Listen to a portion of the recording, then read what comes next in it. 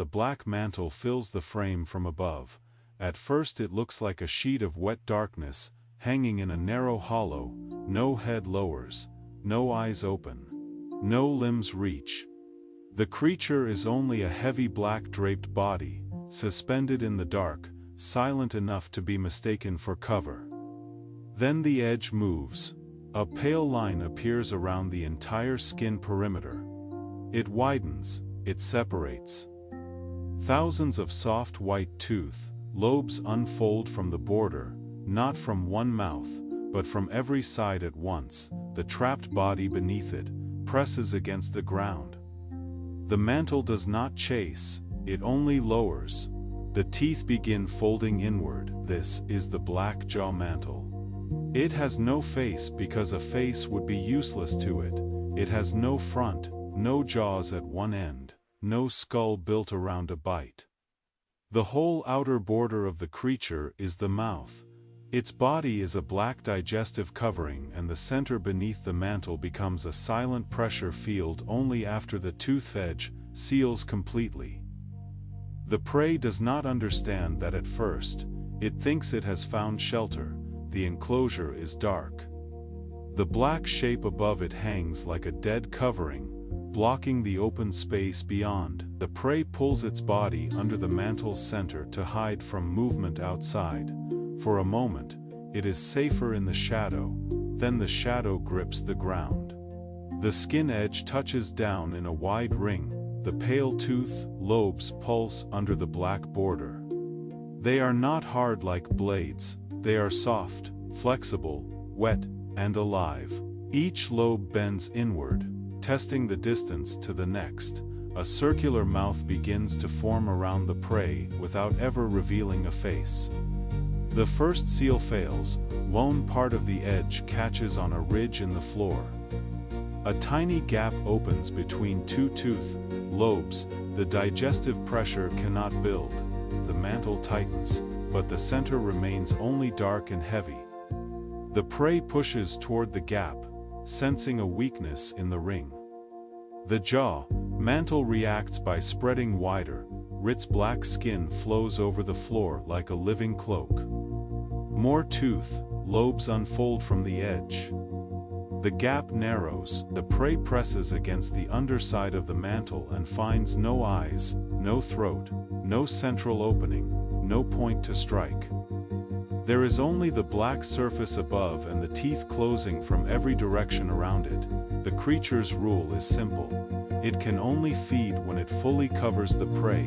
If even one section of the perimeter remains open, the pressure field breaks. The prey can still breathe, push, twist, or escape. But when the edge closes into a perfect ring, the body beneath the mantle becomes isolated from the outside world. The second seal almost succeeds. The tooth-lobes fold inward together, each one pressing into the next, forming a pale moving seam around the black body. The prey is now completely under the mantle. The center darkens.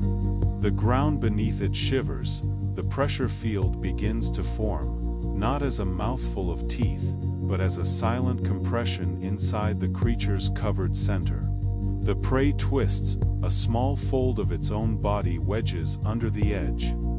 The ring lifts by a fraction. The pressure collapses. The mantle stops feeding instantly. The tooth-lobes loosen. A faint pulse runs around the perimeter, as if the entire body has tasted failure.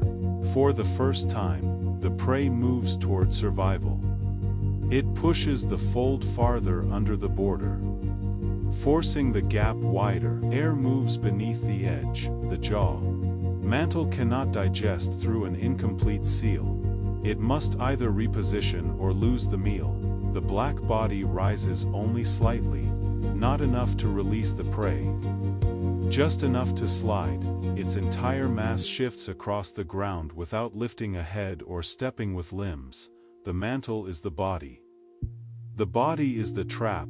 The tooth edge searches for a flatter surface, dragging the prey deeper into the enclosure as it moves. The pale teeth unfold again. They are not arranged in rows.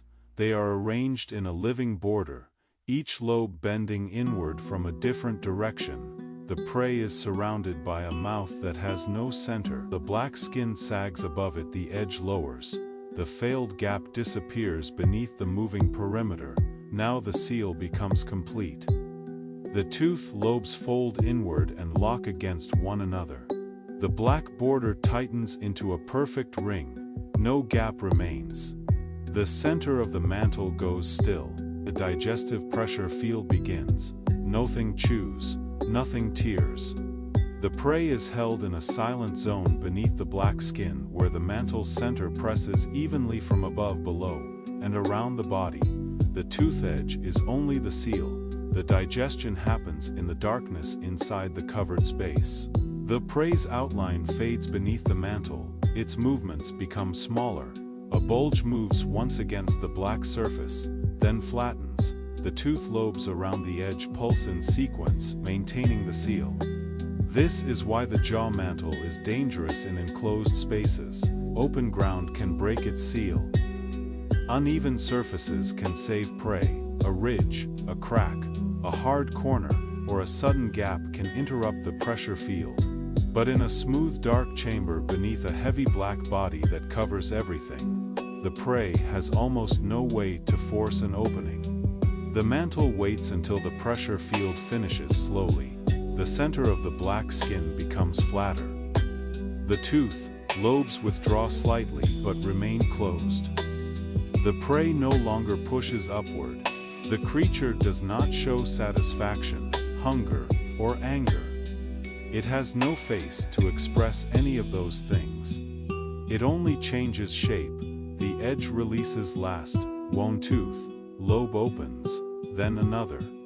Then the entire pale ring relaxes outward. The black mantle rises from the floor, leaving the space beneath it empty except for a smooth dark stain and a faint impression where the prey was sealed. The creature hangs again, a faceless cloak in a claustrophobic chamber. For several seconds, it looks harmless.